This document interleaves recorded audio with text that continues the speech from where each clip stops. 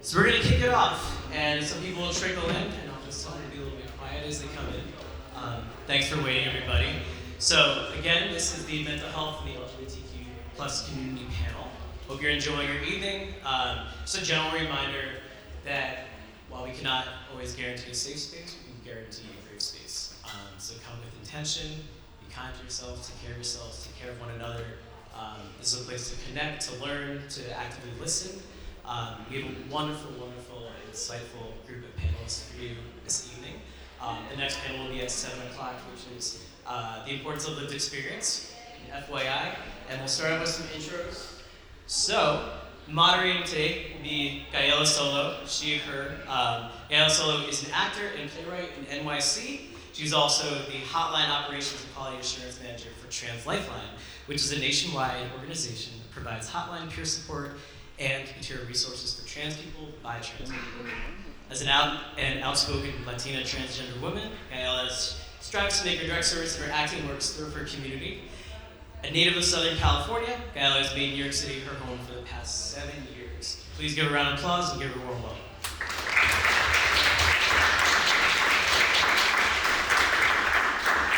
And second from right is Trevon MPA, he, him, currently serves as Senior Director of Advocacy and Community Engagement, where he's responsible for oversight, vision, and implementation of the Center's statewide LGBTQ advocacy initiative and government affairs work. Trevon has been a recipient of the Eastern Region Social Justice Award in recognition of trailblazing civic and advocacy leadership, as well as the Democracy Champions Award for being part of a successful multi-year effort to overhaul voting rights in New York State. He's also led national health equity initiatives and developed strategic planning to strengthen organizational diversity, equity, and inclusion. Trevon holds a master's degree in public administration from UMass Boston and a bachelor's in public health psychology from UMass Amherst. Please give him a warm welcome.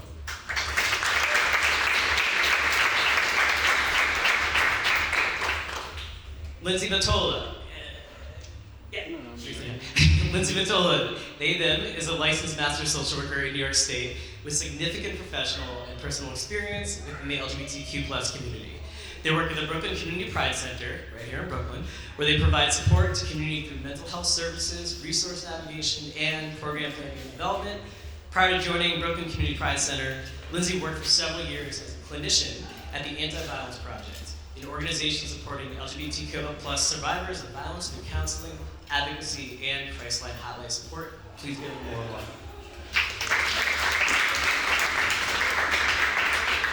And last but not least, and if you were here earlier, might have caught part of their set, Max Ernst, he, him, is a lifetime musician and a member of the prominent indie pop band SHAED, best known for their 2019 triple platinum single, Trampoline.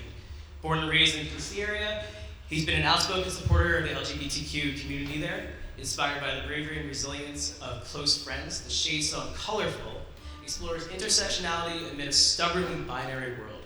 To accompany the single, SHAED and DC's Capital Pride Alliance launched the Colorful Campaign Initiative, a community-based effort to amplify marginalized LGBTQ plus voices and champion equity for them. As an openly gay man, Max is thrilled to be here today to share his personal experiences and learn from his fellow panelists. Please give him a warm welcome.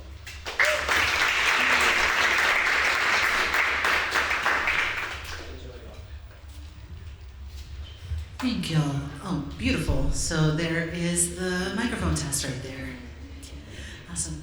Everybody, thank you for attending today's panel on mental health and the LGBTQ plus community. And again, my name is Gaela Solo, and I will be the moderator for this panel. And I want to start with the state of our community today in the year 2024. I think top of mind, we have weathered quite a few things in the past 4 years. We're still feeling the after effects of the COVID-19 pandemic, and we have also been experiencing a swell in far-right extremism. There's anti-trans legislation, anti-drag legislation.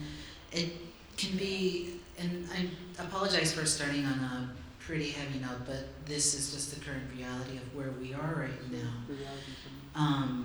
In addition to that, last year, the U.S. Surgeon General sounded the alarm on a loneliness epidemic, which I think that's probably one of the main factors from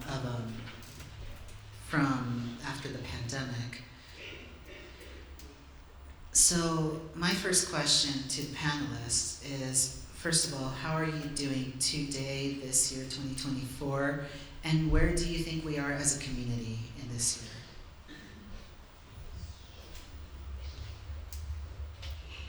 I'll start. Hey everyone. I think ups and downs as for how I'm coming to today. My personal life, pretty good. And also kind of feeling the weight of a lot of things right now.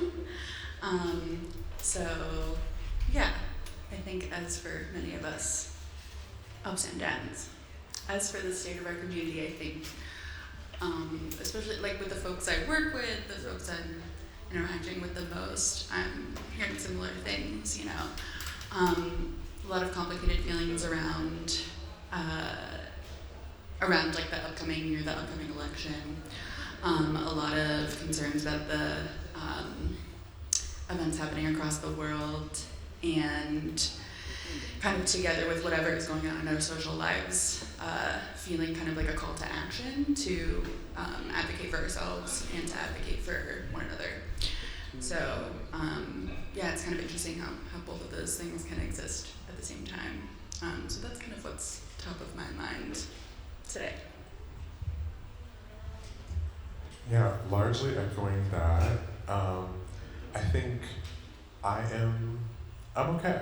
I'm making the best out of current circumstances, but like you said, I think this has been a heavy couple of years for the community specifically. As we think about legislation, as we think about just how people are navigating their daily lives, I think now more than ever, community just feels really important to me. So just even this space, having you all here, our ability to talk to each other and just connect seems important at this moment. So I'm taking it all in. I agree with you all. Personally, I'm doing pretty well. My partner's here, Quinn. He's been amazing. It's the love of my life. So that came out of the pandemic, which has been really nice. But we live in Washington, D.C., and we're about a 10-minute walk to the Capitol. So it's a little scary to think about, what's coming up in November, and just hoping that, I think we're all hoping that we can kind of band together and keep things, or at least avoid having another Trump era.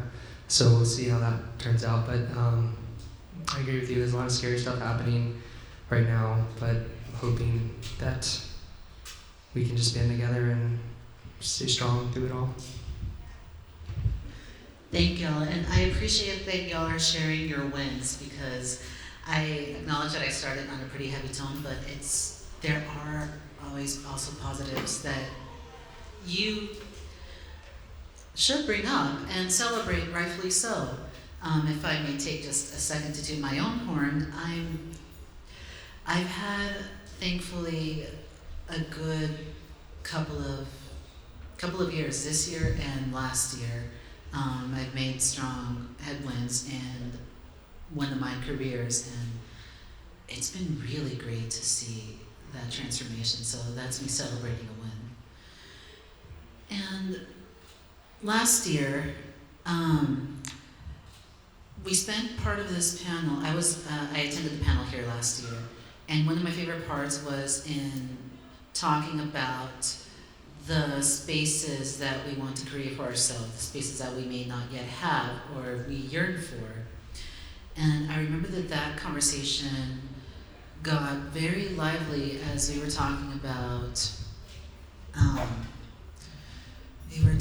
the things that we want to create in the world, the connections that we want to make, and the doubts that we may have in creating these spaces or connections or opportunities, but that I think we all may have an idea of already.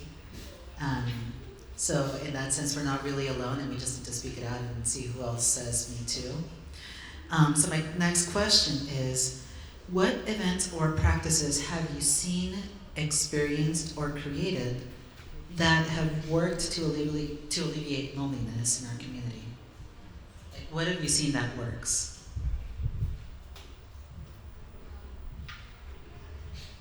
We don't have to go in. This does not have to go in order. I mean, Y'all can pop up more than once. Yeah. I guess for me,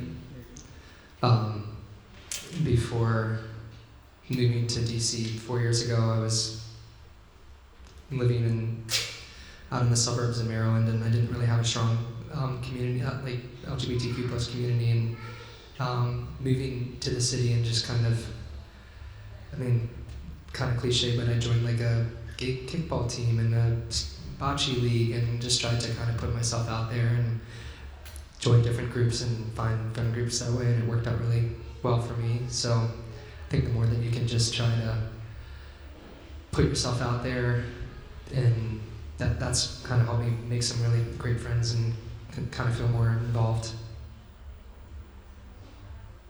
Thank you. It's making me think about like getting connected with just like kind of being a kid again, you know, like what are your extracurriculars, like what are the things that you're doing outside of just work, because I think something I really struggle with is like being so burnt out at the end of the day and just wanting to go home and like veg out, which absolutely there's value to that. I'm not gonna say don't do that. Do that also. And like, yeah, I was just talking to all of these folks before, and I just started taking guitar lessons, and I was like, oh wow, like something cool I can do for myself. And I didn't realize sort of this barrier I built up in my head of like, who's gonna do that for me? Or like, where do I find that? I'm like, just go out and do it, you know, kind of speak it into existence. The other thing I was kind of thinking of, that's sort of like in my personal life, but my social work intern and I started a mental health support group at the Brooklyn Community Pride Center a couple months ago. And so that's what I was kind of top of my mind when you were talking about loneliness, because I would be willing to say everyone who has come to the group has been driven there kind of with that in mind, like wanting to connect with other people, feeling really alone. And it's actually been really cool how folks in the group have connected with one another and kind of struck up friendships. And so I think like I see kind of like people really like reaching out, and that's I think the thing that I want to kind of say about this is like, if you kind of keep waiting for it to come to you, not only is it not gonna come to you, but it's also like, how is that taking your own kind of agency away, you know? And sort of like creating this like self-fulfilling prophecy of like, no one cares, and really like the people who are able to connect with others the most are the ones who are the ones like reaching out, so yeah. Totally. Largely echoing that, I feel like community is so healing. It's one of the things that I recognize just pre-pandemic. If you lived in New York before 2020, can you raise your hand? Okay. There are several of you in this room that know what New York was like before the pandemic and what it's like now.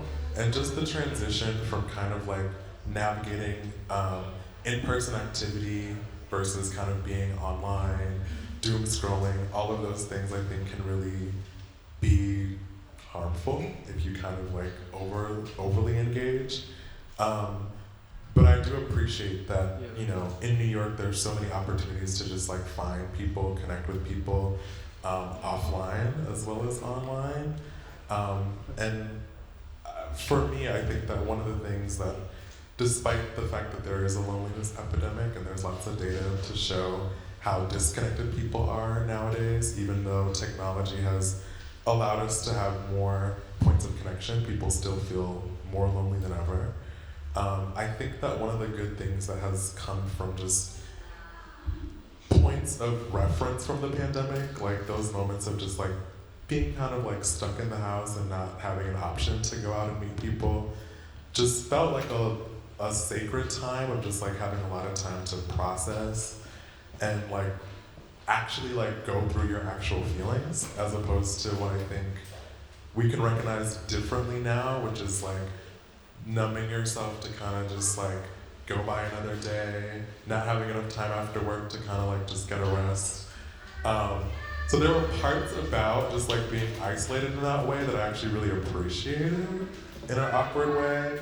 And it's something that I recognize more now, since we're back in person, we're back to forming like in real life connections, and it just feels special to acknowledge that.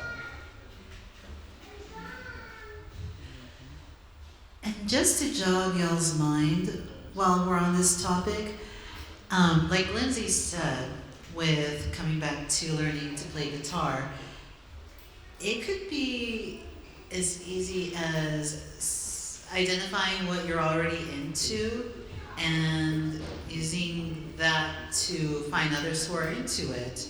As in, it doesn't have to be something super far-reaching that you have to create a grand event or a space for something.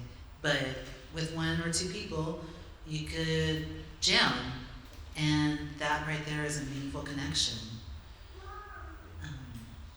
And what we're talking about right now reminds me a lot of my work at Trans-Lifeline, specifically the work that I did when I was starting out, which was answering calls. And the common thing that I picked up when I was taking calls was people were yearning for connection within our community, but while they were yearning, they might have been also afraid of actually reaching out and being vulnerable, because vulnerability is really a scary thing. And at the same time, I've learned that vulnerability is a bit necessary for connection, because in a sense you have to open yourself up a little so you can take in a new connection. So, this is like a catch-22 kind of thing. And I want to know, what are y'all's thoughts on this? And have you or someone else been in a similar situation, and how have you navigated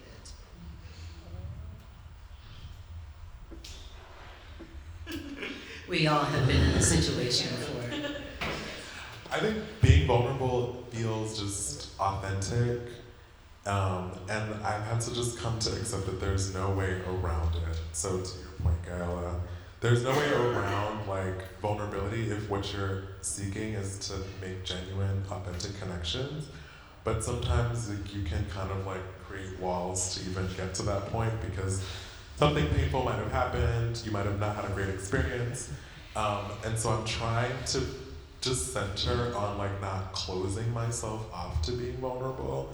And even though sometimes it sucks, it's still a necessary part of forming just like genuine, authentic connections. That's my take on it.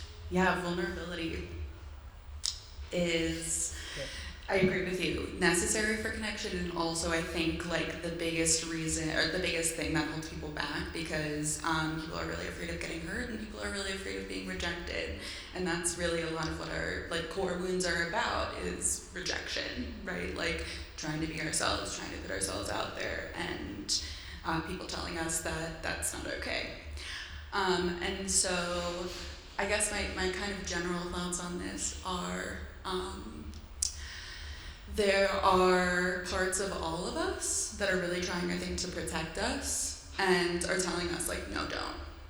And I think that those parts, first, we kind of need to acknowledge that they are trying to help and to thank them. And also that we can talk with them about how doing these things doesn't have to overwhelm us.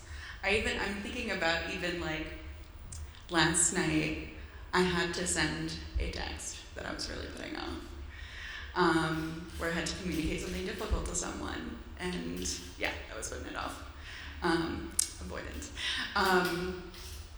And I kind of had to just like accept that no one was gonna do it but me, and I sent it. And then I just had to like deep breathe my way through it, because I'm like, I'm learning to tolerate this distress right now. It's okay. This makes sense why this was hard. you know? And so like, I think it all, the way that we talk to ourselves is really kind of a reflection of how we can then, how we can then like go about doing things, I guess. So I was thinking about like the last panel, and one of the panelists was kind of acknowledging one of the questions that an audience member asked and said, I noticed that you said, I noticed, the phrase I noticed. And I think that's really the first thing, is just like noticing and then asking a follow-up question like, oh, I just noticed that I had a feeling. What's that about? You want to tell me more? And ask it. And it'll probably have a lot to say. So. Yeah, I'm someone who like, I hate having any confrontation with people, and I'm always like I have a hard time entering difficult conversations with people, and I feel like I wear my heart on my sleeve, but I have a hard time like navigating difficult situations, and will kind of ignore, like problem signs. Like before I met the love of my life, Quinn, I was in a relationship with someone who was like a legit pathological liar and living like a double life, and so it made me really kind of think about my vulnerability differently, and just I value that part of myself of wearing my heart on my sleeve, but also it made me kind of put a few walls up that I think were healthy, just to kind of force some boundaries and be a little bit more skeptical. I don't know if that's a good thing or a bad thing, but I think it was necessary and I learned from it.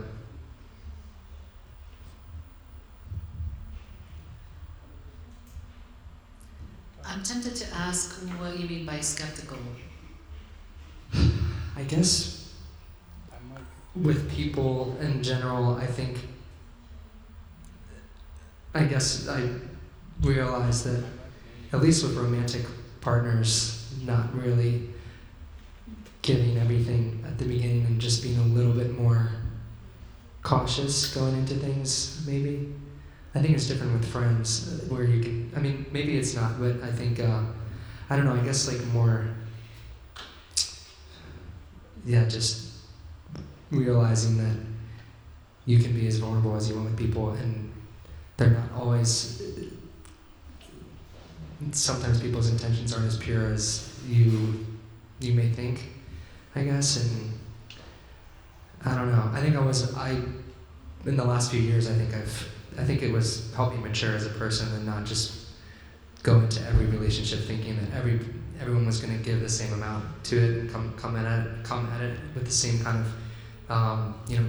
pureness of like getting to know someone. So I don't know. That's a little bit off topic, I guess, but.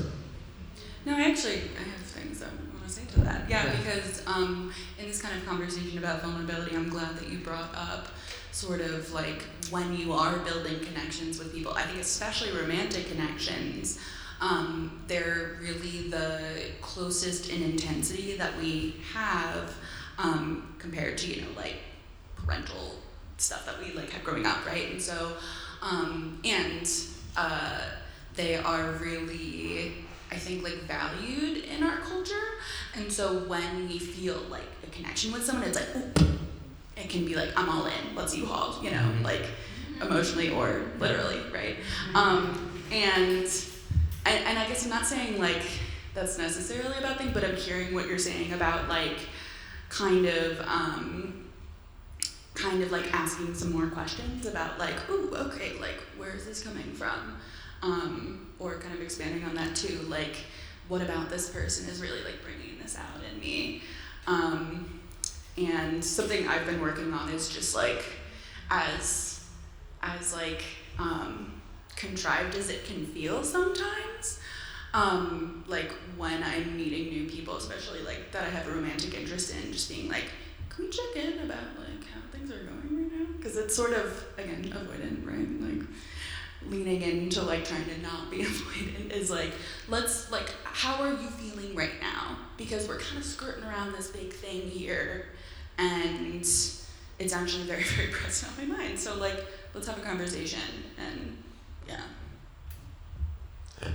Yeah, I think we all have a healthy dose of skepticism, and that's okay. I think that there's a step there around like discernment, and like skepticism is not necessarily closing yourself to everybody, but I guess discernment is just knowing when to kind of like throw in the towel, and sometimes you just get better at doing that sooner than later, and that is like the goal, right? It's just to be, as you kind of grow into it and like understand yourself more and like what makes the most sense for you in terms of just compatibility, then like you're more discerning about like when to kind of like keep working hard and when to kind of like recognize when it's probably not worth the work.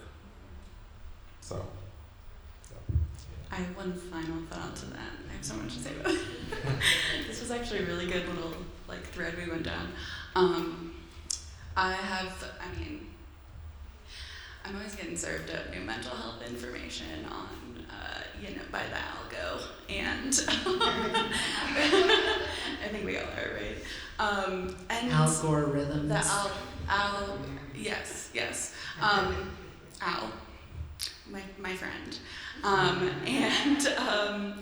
I've been seeing a lot of like kind of content lately around like polyamory and just like kind of just sort of questioning kind of elements of like toxic monogamy.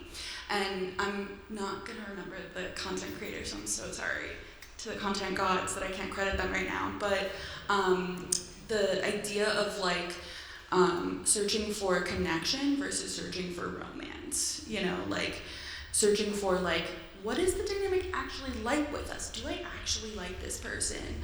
How am I feeling in my body when I'm with them? Like, am I intrigued by them?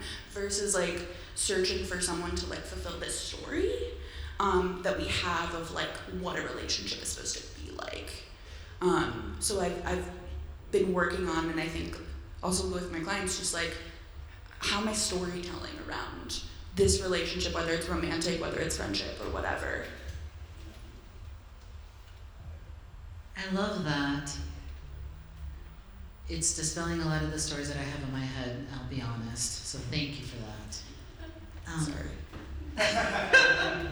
Pardon me for that one. I'm going to pivot to a discussion of resources and support.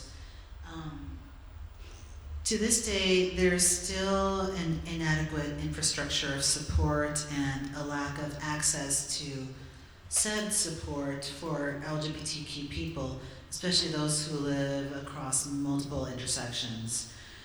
I want to get y'all's thoughts on what specific things you can identify that we still need, or the ways that you think we can expand access or resources to those among us who need it more. There's lots of data on this topic. A point that kind of sticks out is in 2021, there was a community survey across New York State of LGBTQ people and what their health needs are.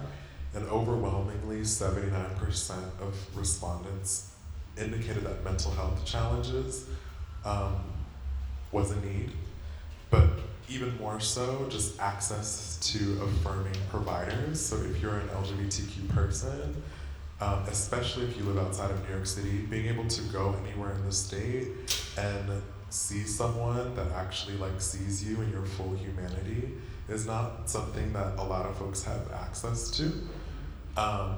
And I think the infrastructure of just like the healthcare system, especially when it comes to thinking about just like getting access to affirming providers who can give you the information that you need and like help you navigate, it's scarce. And then even when you do find someone who might be able to kind of like hear you out, even if they are a affirming provider, folks oftentimes don't have insurance, they don't have the ability to pay for clinical intervention. So just like the infrastructure of just like mental health seems to be faulty, which is why I think that beyond like clinical systems, thinking about just like community as an intervention point sticks out, because even if folks don't have insurance or like money or like don't have like clinical access, they still have access to other people that might have navigated life similar to them. And I think it's just so important, especially now, to just be in position to just share your story, hear from folks, and make those connections, because particularly outside of New York City, there's a whole landscape of folks, and as you know, outside of New York State, there's a whole landscape of folks that are really not able to get the services that they need. And together with that, have tried to access services and been traumatized. Which, yeah, sort of then speaks to vulnerability, I think, in a different way, like of someone trying to get help and then being refused or being rejected in some way. And so agree with all of that, and more access. I think also, like, I think about like as an affirming provider and as someone who shares identities with the people that they work with, like so much of what I learned was from my lived experience, and really like pulling from my own well of like empathy to, even if I didn't experience exactly what my client may have experienced, because of course we always have different lives and other different identities, sort of that's not really available, I think, to a lot of providers who would like to be able to tap into that but may not share identities with us. And so I think that there can be better training. The other thing, oh gosh, I could like go on this for forever, because as a therapist, it's rough out here for us. Trainings are so expensive, y'all. Trainings are so expensive. And not even just for interventions, but for, like how to provide gender affirming care. And so I think like that's part of it too, is just sort of like the lack of support that mental health professionals have in order to kind of continue learning about us. And so I think a lot of like systems things, like I think about a lot of mental health workers who work at nonprofits and how those systems are really built to fail. And so it's sort of like both the individual and the macro level kind of interacting with one another to create an experience where someone might try to go and get help and then be traumatized or rejected. So I was listening to a podcast yesterday, and it was about how they were talking about the foster care system in the United States and how obviously I think it was like 40 or 50% of the children identify as LGBTQ plus, and I think recently Joe Biden, he made like an executive order or something that made it so that the children who identified as LGBTQ plus had to be placed with families that were informed and like more a supportive environment. I don't know exactly what the terminology was, but it sounded like not every foster care family had to subscribe to, that, but the children that identified as that had to be placed with that. So I thought that was kind of a positive step in the right direction. I'm curious if you either had any thoughts on that. yeah, actually, I know that where I work has a relationship with an organization called You Gotta Believe, which is they match LGBTQ like foster parents or affirming parents with LGBTQ kids, and they're really great. And I would love to see just like more resources going to initiatives like that, and also to, I think, like help kids whose families are trying to learn as well. Because I also think about like the kind of on both sides in like a harm reduction sense of like, if a child needs to go into the foster care system, we can try to cushion as best as possible, given that that is traumatic, and also from the other end of like, how can we support parents who want to learn and maybe under-resourced? Yeah. And there's like a generational shift happening, y'all. Young people are more and more identifying themselves along the LGBTQ spectrum in ways that they haven't before. And I say that because I think that it's really important to think about just like what young people, as they're kind of like navigating their identities, how they're having to make sense of the world, and like what supports are actually in place for them to do that. We're still navigating a world where to be out and to be a young person is not safe all the time, even within the family that you might be living with, right? Runaway homeless youth, the lack of acceptance, these are common things that LGBT young people experience just in their journey. And so as we are thinking about just like what it looks like on a systemic level, it's also down to us to like recognize that young people are navigating a world that's new for them and new for us, and just being mindful of that piece as well. We're all living life for the first time. What was that again? I didn't hear it too well. Oh, we're all living life for the first time. Yes, we are. How many more times are there? We shall see.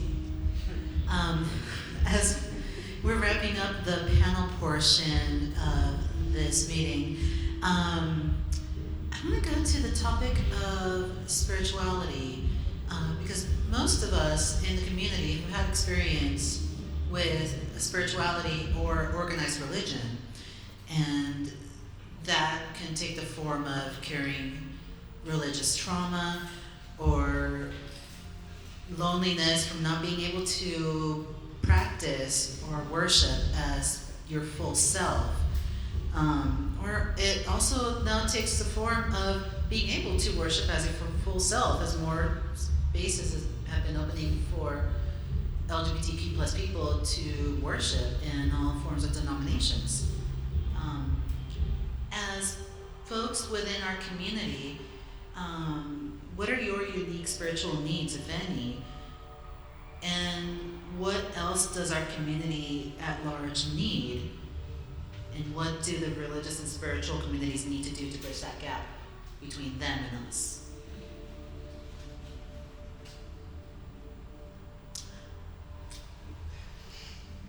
I don't know if I can speak on all of it.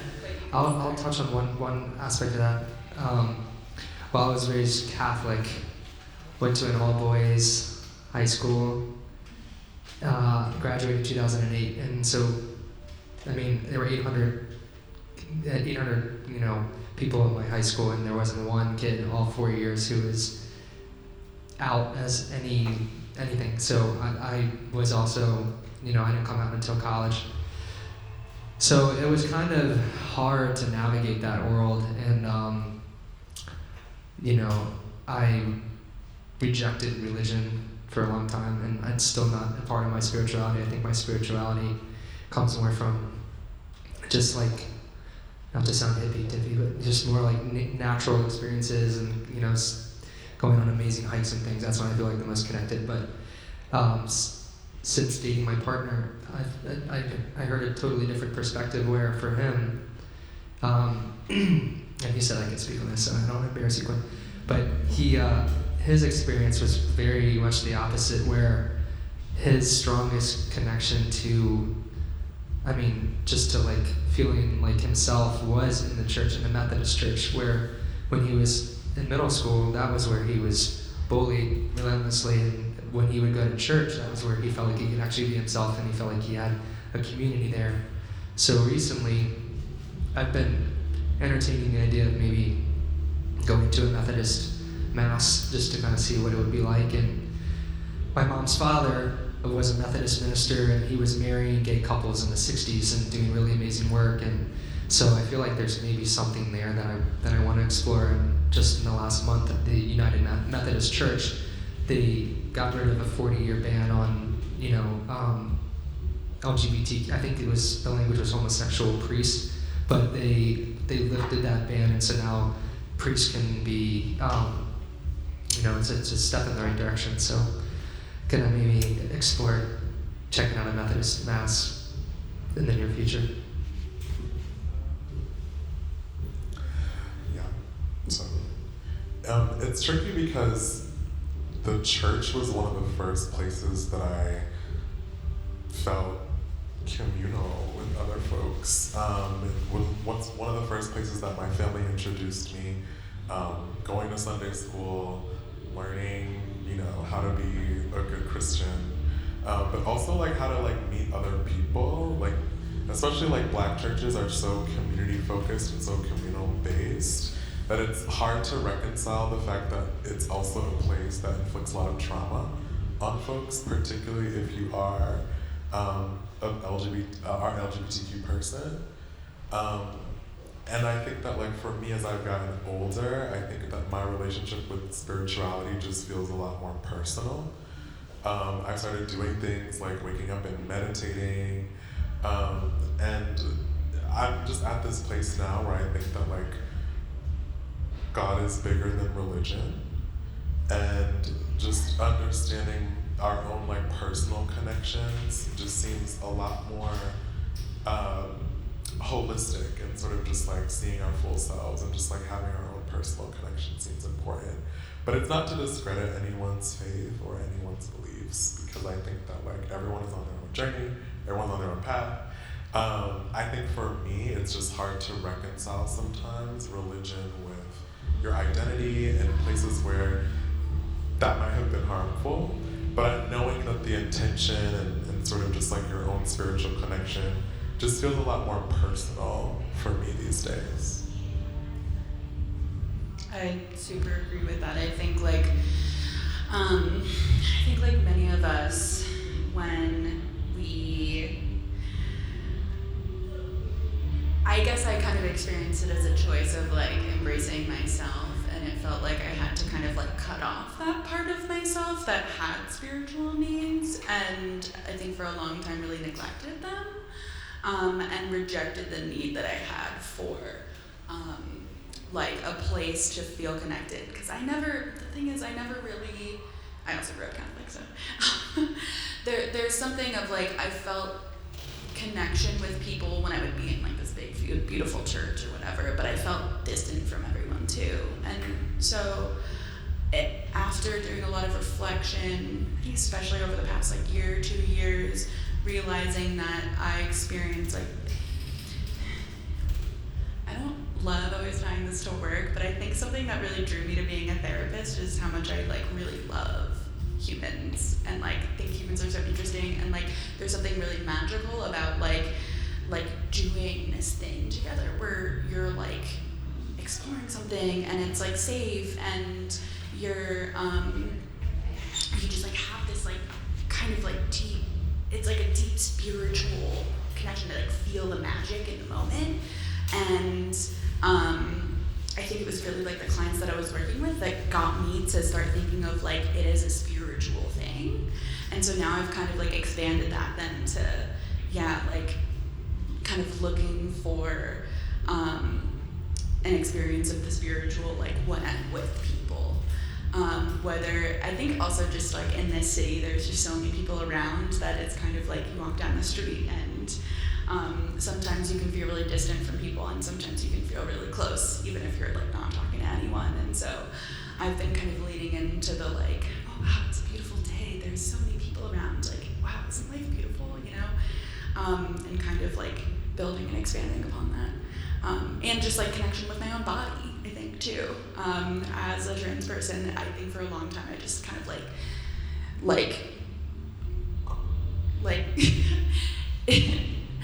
with that, I meant that you just kind of check out of your body sometimes, and realize when you're just like not, I realized recently, I was like, oh, there's just parts of my body I just have not been paying attention to. And so, I agree with you. It's sort of like getting back to like me being with me and me being in this place with other people. And so it's sort of like, maybe even like a combination of like the individual and then just also like recognizing that we're all kind of here, and that's really beautiful. Yeah, I didn't even mention I wanted to mention, I think music too is a really powerful part of that. I think that's what drew me to it as a profession. And I've had like some of the most spiritual moments of my life, like sitting alone at my piano and like feeling something or being inspired by something or coming up with a progression. And then also, honestly, like even today, like playing outside for like a big crowd and just kind of looking out and just like seeing smiles and like feeling like that kind of connection with people that you've never met before. And I think, and music obviously is a huge part of our community too, just that's brought us all together. And so. Thank y'all, and I want to do a quick shout out to Sound Mind specifically for their sound sanctuaries. If you've ever been to one of those events, you can lay down or probably partake in any position, but if you lay down and you breathe deeply, ongoing, you can be transported somewhere beautifully, and that's the kind of transcendental experience that I've craved for so long that I could never have in a religious setting. So thank y'all for that. If you need a spiritual need, I suggest looking into Sound Mind's website for the next sound sanctuary. And with that, we'll take to Q&A. I wonder how much time we have for questions. One question. One question. Maybe two. Okay. Who amongst us has the one question they would like to ask? Yes. How are people affording healthcare? Yeah. I think they are. Yeah. I think they are. Yeah, no, for sure.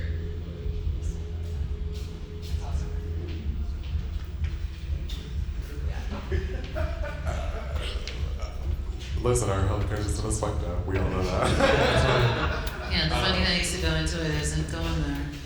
Totally. Yeah. Definitely like a lack of affordability for insurance, particularly amongst people who need it the most, is an issue. It's a systemic issue that impacts LGBTQ people just disproportionately. And I think that like there are options now that more people have for like sliding scale options for folks' ability to pay, which I think is really helpful. At the center, we're opening up a Article 31 licensed mental health clinic in the fall. Knock on wood. But it's especially to fill that need for folks that don't have the ability to pay like exorbitant amount of prices for therapy sessions or individual counseling or substance use treatment counseling. And this is an intervention that I think is like important for folks that really don't have other options. So healthcare system is fucked up, but there are folks that are really trying hard to provide folks with other options to navigate. We are also opening up an Article 30. Article 31 means that we can accept like Medicaid, Medicare, and a bunch of like a large swath of commercial insurances. And yeah. Do we have possibly time for one more question? Yeah. Run ahead. Yeah. Is there some kind of certification or indication that a provider you're going to is supportive or affirming? Where I work, in a situation where people have a choice of their music, and so like, how do you know if it's going to be supportive or not? Not that I know of like a formal certification. Not that, which is, yeah, there really isn't. It's really like the most information that I get about whether a provider is affirming a couple things. To give y'all tips about like how to find an affirming provider, I always look at their intake paperwork. How are they forcing you to identify yourself? Like what options are they giving you around gender, around sexuality, around race, et cetera, et cetera. I will also, if you're looking at like a mental health practice, I really, really peruse the staff page and try to look up people, both just in terms of like, what kind of experience are they saying that they have? some things I look for also are language where people are kind of like, yeah, we accept everybody. I'm like, okay, that's not really telling me anything. I think you're just saying that to say that you're nice, I guess. And so I look for like specific things that people might say, like, I'm a affirming provider, I have X number of years working with the LGBTQ population, or like I'm a part of the LGBTQ population.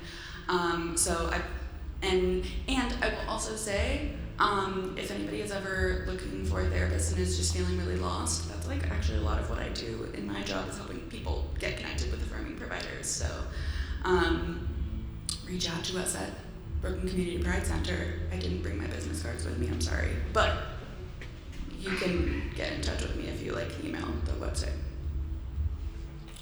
No, totally. That's exactly what I was going to say. Connect to community centers. Really, I think the referral process is really like the best bet. So talk to someone that has experience working with other affirmative providers, and they might just be able to refer you to one as well.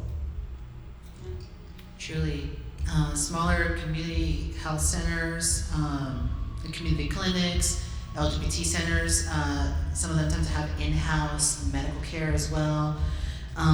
Even some of the larger medical umbrellas in the city have their own LGBTQ health program or a trans health program. It really is just finding those little pockets and then asking the folks who work in the office for referrals to other providers who have been proven to be affirming of LGBTQ identities. Yeah, and even asking on places like Reddit or Lex or something of like, what were people's experiences going to this place, right? Like, for example, not to put them on blast, but I hear like bad experience. Well, you know what? I'm not going to say anything specific. I hear bad experiences of some people who go to like a certain place that says that it's affirming, and then they have this experience. And I think it's really like valuable to search out like reviews of blah blah blah LGBT therapy Reddit. I never endorse Reddit, but I always go to it to find the real tea. Search for the real tea. Yeah. I think that's probably all the time we have. And with that said, thank you all for attending our panel today.